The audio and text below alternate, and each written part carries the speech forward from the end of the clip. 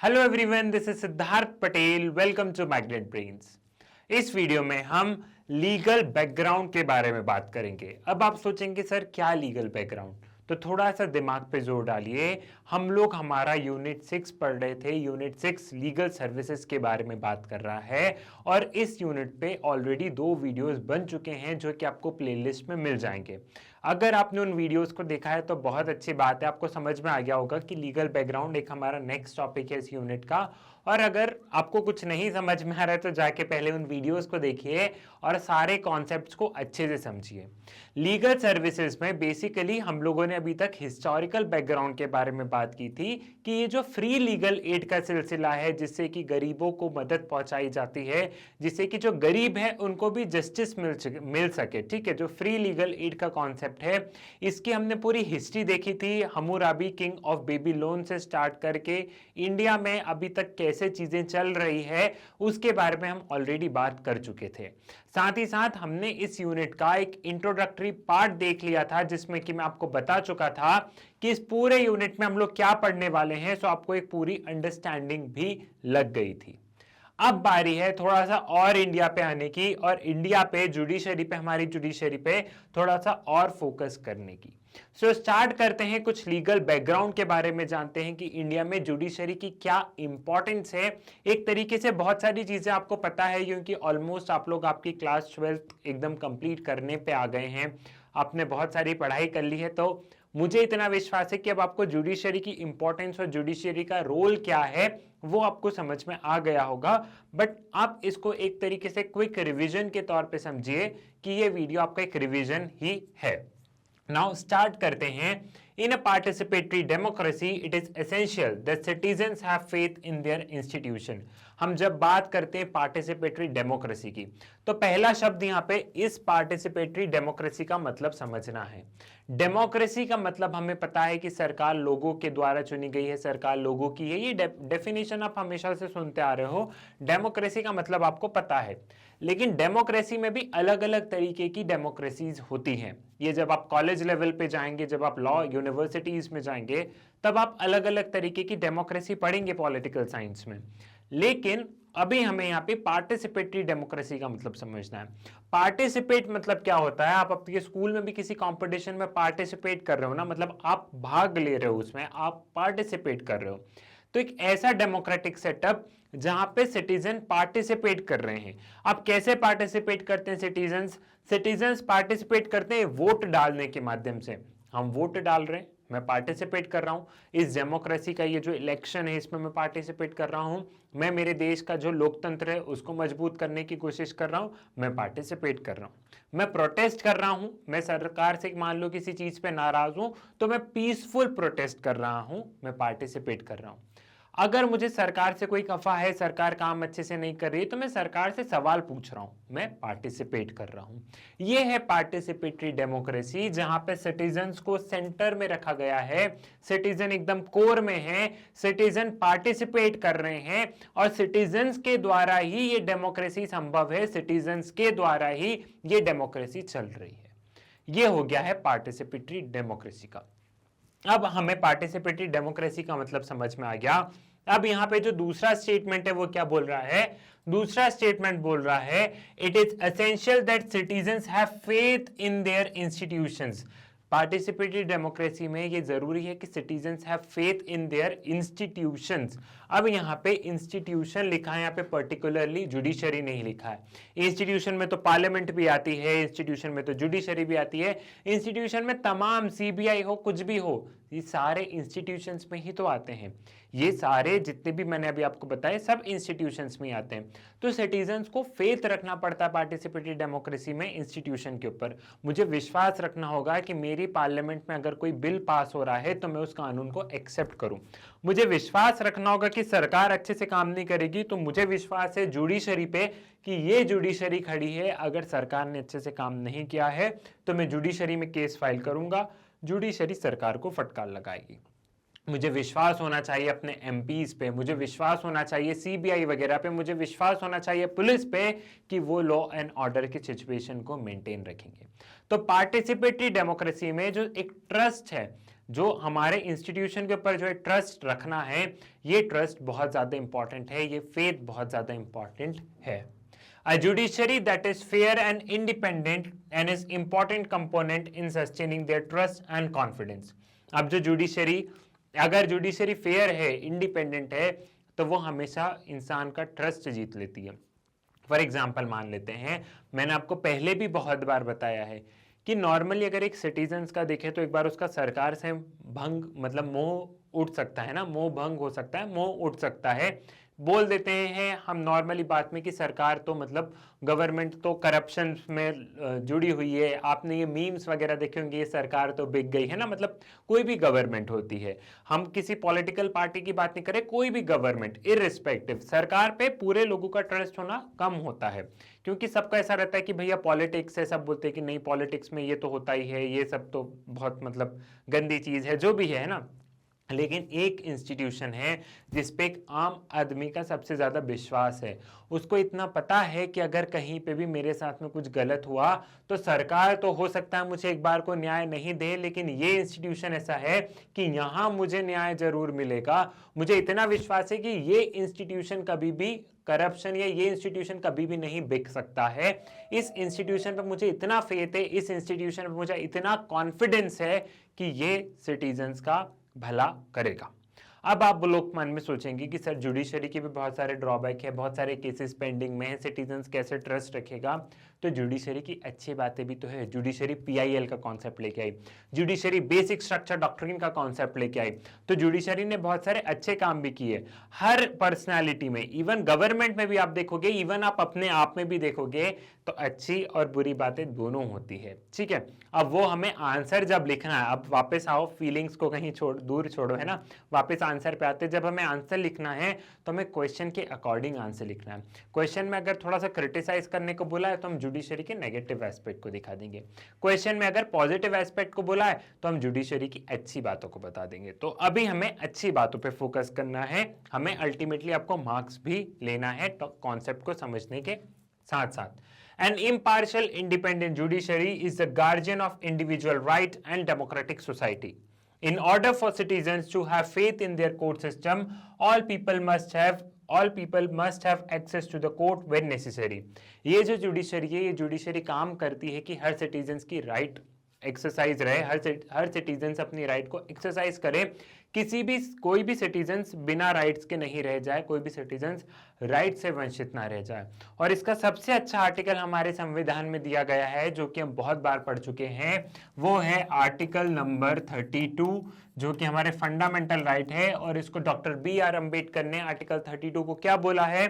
Doctor B are Ambedkar ने article 32 को heart and soul of the constitution बोला गया है, क्योंकि अगर किसी भी इंसान की फंडामेंटल राइट्स वायलेट होती है तो वो आर्टिकल 32 के तहत सुप्रीम कोर्ट में जा सकता है सीधे, बिना कोई लोअर कोर्ट, बिना उस कोर्ट की हायरार्की को कि डिस्ट्रिक्ट कोर्ट में जाऊं, यहां जाऊं, नहीं। आर्टिकल 32 के तहत आप लोग सीधा सुप्रीम कोर्ट में जाओ और सुप्रीम कोर्ट में अपना केस फाइल करो। तो जुडिशरी का काम है कि जो इंडिविजुअल की जो राइट्स है, इन राइट्स को प्रोटेक्ट करके रखना, इन राइट्स को जुडिशरी अच्छे से प्रोटेक्ट करके रखती है। क्लियर? ये चीज भी आपको यहाँ पे समझ में आ गई है। अब यहाँ पे ये बताया गया है कि चलो राइट्स तो चलो बहुत अच्छी बात हो गई कि जुडिशरी जो है वो राइट्स को प्रोटेक्ट करके रखती है, लेकिन उससे भी इंपॉर्टेंट कोई सी चीज है तो वो ये वाला स्टेटमेंट है, ये बहुत ज्यादा इंपॉर्टेंट है। इसमें ये कहा गया है कि अभी हमें जुडिशरी पे जो ट्रस्ट है, वो ट्रस्ट क्यों है? क्योंकि हमारी जुडिशरी भेदभाव नहीं करती है। अगर मान लो कोई पुअर इंसान है और उसके साथ में अगर अन्याय हुआ है तो वो भी कोर्ट जा सकता है, और कोई बहुत बड़ा अमीर आदमी है उसके साथ भी अन्याय हुआ है तो वो भी कोर्ट जा सकता है। जुडिशरी में ये नहीं देखा जाता है कि तुम्हारी एजुकेशन क्वालिफिकेशन क्या है, या हम सिर्फ अमीरों का केस सुनेंगे या फिर जो बड़ा आदमी होगा हम उसी का केस सुनेंगे। जी नहीं, ऐसा बिल्कुल नहीं है। जुडिशरी सबको इक्वल ही ट्रीट कर रही है, जो हमारे कोर्ट्स हैं वो सबको इक्वली ट्रीट कर रहे हैं। जिसके साथ भी अन्याय हुआ है, जुडिशरी का काम है कि उसको न्याय मिले, और कोशिश ये की जाती है कि समय के चलते मिले। अब कई बार डिले हो जाता है, लेकिन जुडिशरी इस तरीके का तो डिस्क्रिमिनेशन नहीं करती है कि वो इस मजहब का है या वो अमीर है या वो इस जाति का है, यहाँ कोई डिस्क्रिमिनेशन नहीं है। जुडिशरी की नज़र में हम जो भारत के नागरिक हैं वो हम एक जैसे हैं। इवन जुडिशरी फॉरेनर्स को भी बहुत अच्छे से ट्रीट करती है, ऐसा नहीं है कि उनके साथ भी डिस्क्रिमिनेशन होता है। आपको पता है कि कुछ कुछ फंडामेंटल राइट्स इवन फॉरेनर्स को भी अवेलेबल है इंडिया में। तो इंडिया को हम ऐसे ही नहीं बोलते हैं दैट कि ये बहुत अच्छा देश है, इसके पीछे बहुत सारे रीजंस है। Now citizens agree on the limitations of their freedom in exchange for peaceful coexistence, and they expect that when conflict arises between citizens or between the state, the city and citizens arise। अब यहाँ पे ये कहा गया है कि एक तरीके से हमने हमारे ऊपर कहीं ना कहीं कुछ रोक लगाई है। Citizens agree to limit their freedom in exchange कि सरकार क्या करेगी, सरकार पीस और जो है वो सोसाइटी में मेंटेन रखेगी। इसको थोड़ा सा ऐसे समझते हैं, आप लोगों को ध्यान हो तो आपने सोशल कॉन्ट्रैक्ट थ्योरी पढ़ी है, किसी ने कोई भूल भी गया है तो थोड़ा सा ऐसे दिमाग लगाओ कि हम दो तरफ लेते हैं, ठीक है, दो साइड्स लेते हैं, एक है सिटीजन्स, ठीक है, एक है सिटीजन्स और दूसरे कौन है, दूसरा यहाँ पे हम लिख देते हैं गवर्नमेंट। गवर्नमेंट को या स्टेट हम इंटरचेंजेबली यूज कर सकते हैं, गवर्नमेंट या स्टेट, ठीक है, गवर्नमेंट और स्टेट, ठीक। अब यहाँ पे सिटीजन्स क्या कर रहे हैं, सिटीजन्स ने एक तरीके से सिटीजन्स अग्री कर रहे हैं, जितने भी सिटीजन्स हैं सारे सिटीजन्स अग्री कर रहे हैं कि हाँ भैया आप हमारे ऊपर थोड़ी सी पाबंदियां लगा दीजिए, लेकिन बदले में क्या है, बदले में सोसाइटी में शांति होनी चाहिए। और गवर्नमेंट पाबंदी कैसे लगाती है, गवर्नमेंट पाबंदी ऐसे लगाती है कि तुमने उसका मर्डर किया तो तुमको इतने साल की सजा होगी, तुमने ये क्राइम किया तो तुमको इतने साल की सजा होगी, तुमको ऐसे रहना है। गवर्नमेंट लॉज के द्वारा कहीं ना कहीं क्या करती है, गवर्नमेंट लॉज के द्वारा सोसाइटी में पीस मेंटेन करने की कोशिश करती है। लेकिन बदले में सिटीजन्स क्या चाहते हैं, बदले में सिटीजन्स चाहते हैं कि सोसाइटी में पीस रहे।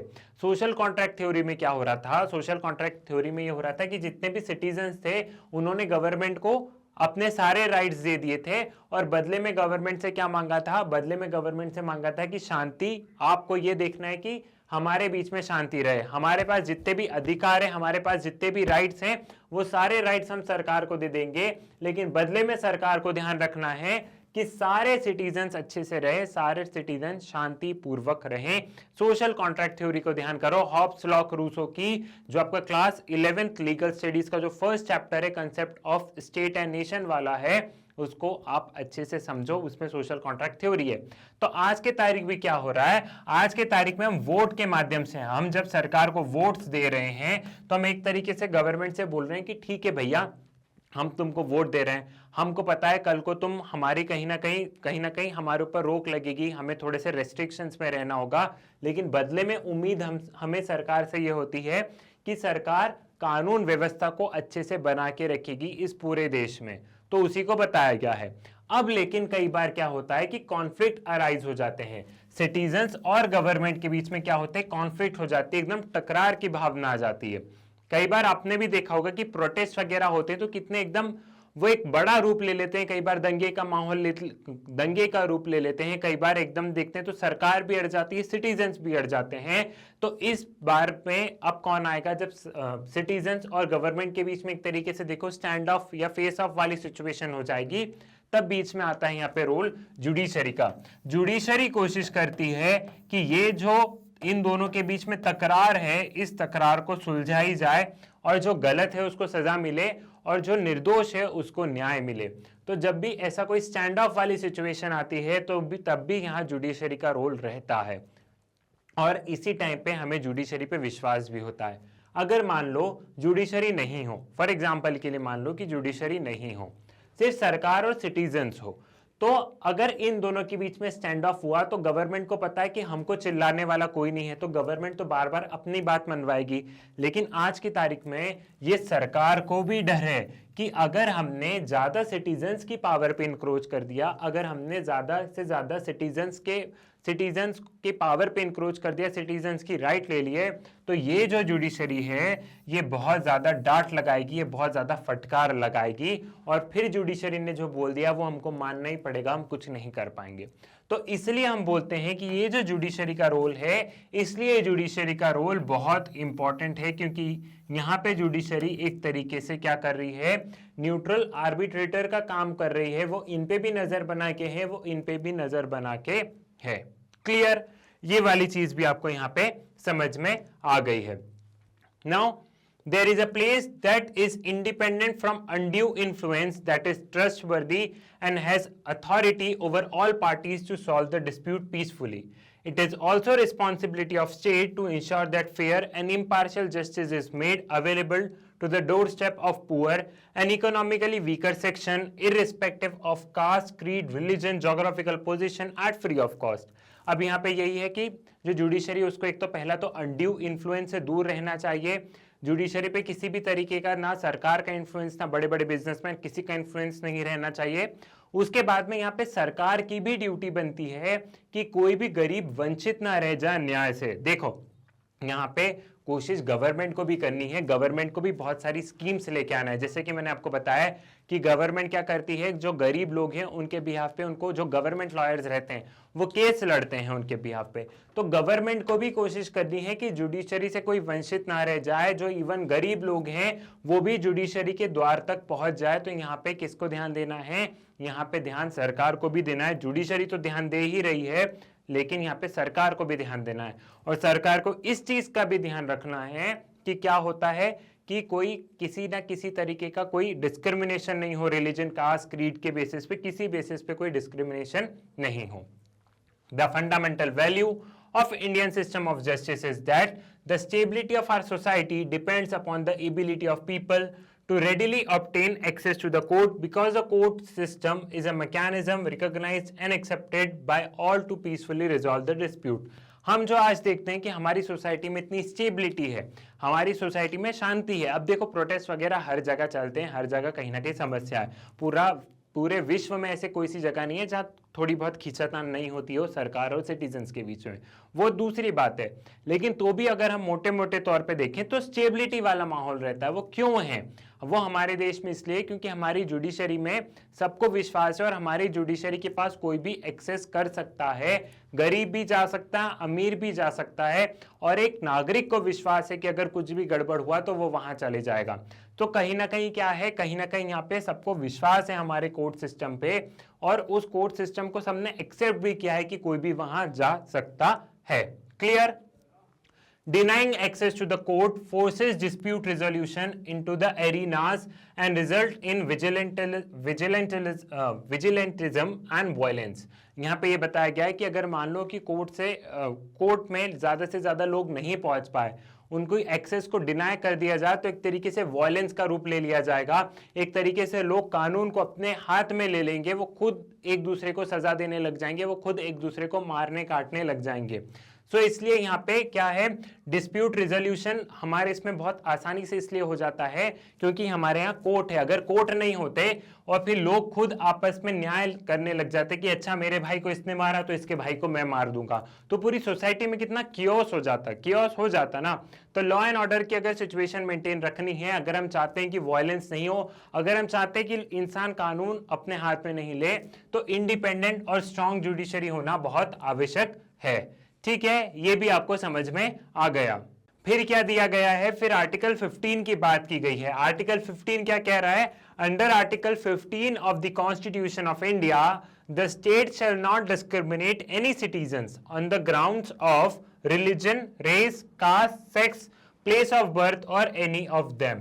फिर यहाँ पे यही बात की गई है कि जो स्टेट है सरकार को डिस्क्रिमिनेट नहीं करना है, मतलब आप कोर्ट में भी आप इनके बेसिस पे डिस्क्रिमिनेट नहीं कर सकती है गवर्नमेंट। ऐसा मतलब ऐसा कोई चीज नहीं हो सकती कि इनके बेसिस पे वो कोर्ट में जस्टिस लेने के लिए नहीं जा सके। डिस्क्रिमिनेशन की पॉइंट नहीं है।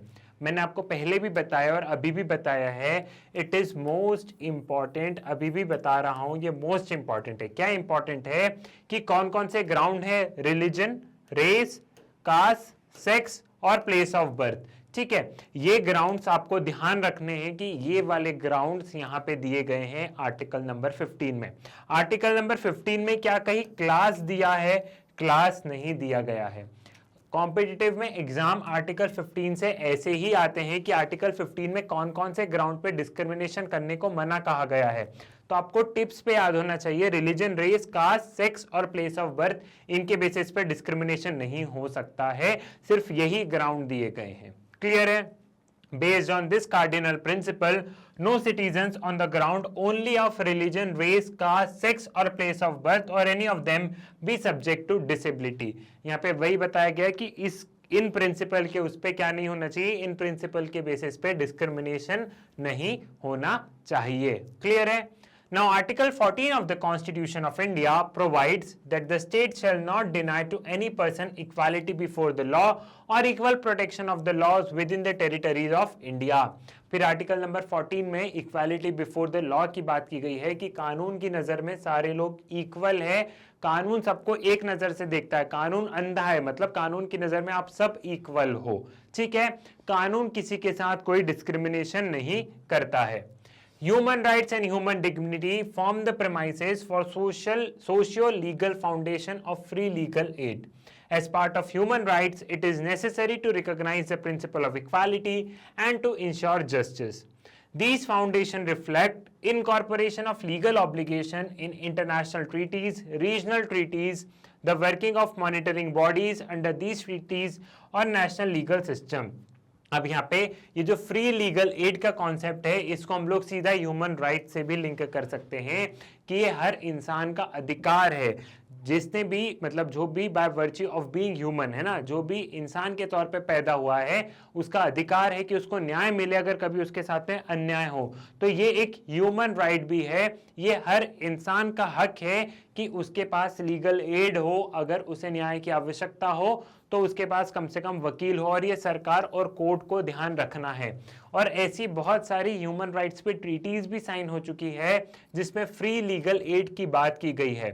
सो अगर हम नेशनली तो देखें तो नेशनली तो चलो स्कीम्स वगैरह चलती जी है, लेकिन इंटरनेशनली भी चीजें चलती है। इंटरनेशनल जो ट्रीटीज वगैरह है, उन इंटरनेशनल ट्रीटीज वगैरह में भी बहुत सारी चीजों में ऐसा साइन हुआ है कि ये जो फ्री लीगल एड वाला कॉन्सेप्ट है, इस पे विशेष ध्यान दिया जाए।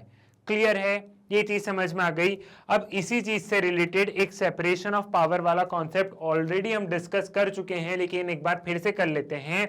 हमारे इसमें 3 ऑर्गन्स है ना, एक हो गया जुडिशरी, एक हम जुडिशरी ले सकते हैं कि जुडिशरी है एक ऑर्गन, दूसरा है लेजिस्लेटिव विंग, दूसरा है लेजिस्लेटिव विंग,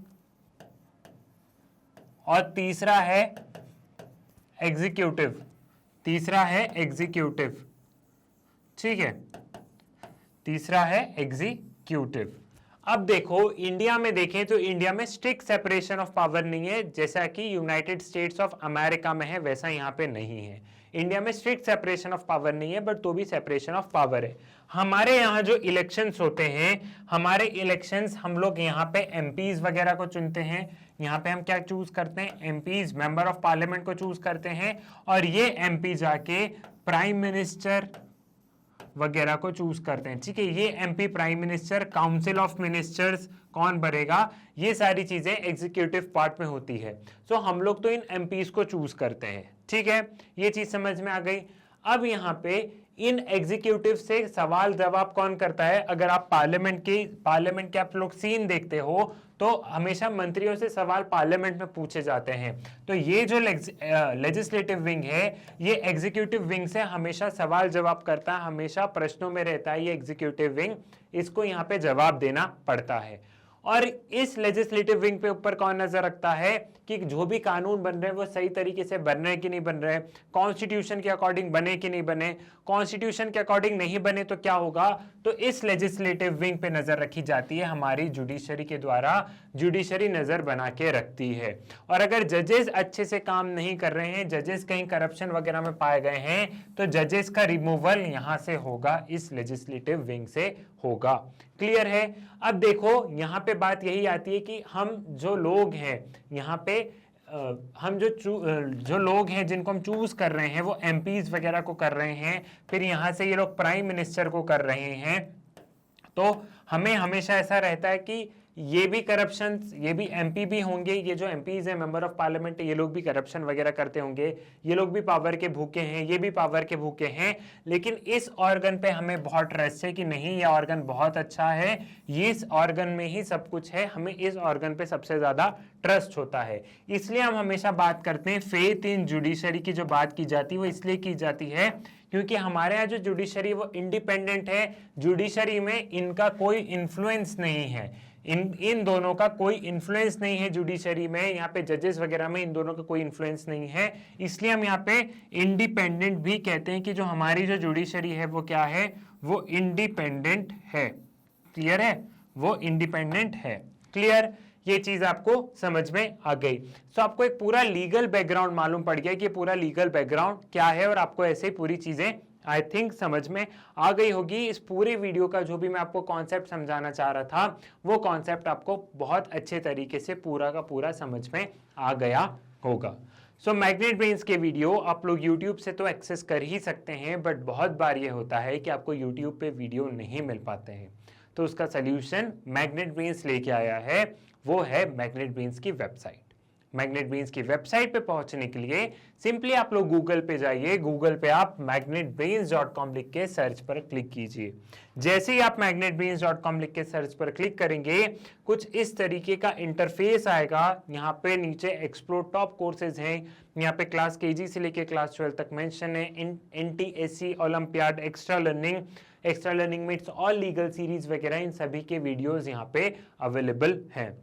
सपोज कीजिए कि आप क्लास 12 पर क्लिक करते हैं, तो जैसे ही आप क्लास 12 पर क्लिक करेंगे क्लास 12 के जितने भी सब्जेक्ट्स पर वीडियोस बन गए हैं वो सभी आपको स्क्रीन पर नजर आ जाएंगे, चाहे वो साइंस स्ट्रीम से हो, चाहे कॉमर्स स्ट्रीम से हो, चाहे ह्यूमैनिटी स्ट्रीम से हो। क्लास 12 पे जितने भी वीडियोस बन गए हैं वो सभी आपको स्क्रीन पर नजर आ जाएंगे। अगर आप थोड़ा सा स्क्रॉल करके नीचे जाएंगे तो आपको यहाँ पे क्लास 12 का लीगल स्टडीज नजर आएगा। जैसे ही आप क्लास 12 के लीगल स्टडीज पर क्लिक करेंगे कुछ इस तरीके से स्क्रीन आपको दिखेगी। यहाँ पे जो लेक्चर्स होंगे वो आपके एनसीईआरटी बुक के अकॉर्डिंग होंगे, और यहाँ पे जो वीडियोस होंगे वो चैप्टर वाइज फॉर्मेट में अरेंज होंगे, चैप्टर वाइज में भी टॉपिक वाइज वीडियोस अरेंज होंगे। जैसा कि मैंने आपको क्लास 12 लीगल स्टडीज का बताया है, वैसा आप किसी भी क्लास में जाके किसी भी सब्जेक्ट पर क्लिक करेंगे तो वीडियो का फॉर्मेट यही होगा, दैट इज चैप्टर वाइज में भी टॉपिक वाइज वीडियोस अरेंज होंगे। सो अगर आपको यूट्यूब से कंफर्टेबल है, अगर आपको YouTube पे वीडियो मिल रहे हैं और अगर आप YouTube से कंफर्टेबल है पढ़ने में तो आप YouTube से पढ़िए। लेकिन अगर आपको वहां पे वीडियो नहीं मिल पा रहे हैं तो घबराने की बात नहीं है, आप वेबसाइट के माध्यम से अपनी पढ़ाई जारी रख सकते हैं। आपकी पढ़ाई नहीं रुकनी चाहिए। मैग्नेट ब्रेन्स एक ऐसा चैनल है जहाँ पे क्लास केजी से लेके क्लास 12 तक पढ़ाया जाता है, और यहाँ पे जितने भी वीडियोज हैं वो सारे वीडियोज बिल्कुल फ्री ऑफ कॉस्ट अवेलेबल हैं। सो इस चीज का फायदा उठाइए, ज्यादा से ज्यादा इन वीडियोस को देखिए और अपने कॉन्सेप्ट्स को क्लियर कीजिए। साथ ही साथ मैग्नेट ब्रेन्स के बारे में बताइए अपने स्कूल में, कॉलेजेस में, ट्यूशंस में भाई बहनों को बताइए। वीडियो को लाइक कीजिए, चैनल को सब्सक्राइब कीजिए। मुलाकात होगी आपसे नेक्स्ट वीडियो में एक नए टॉपिक के साथ। तब तक के लिए धन्यवाद।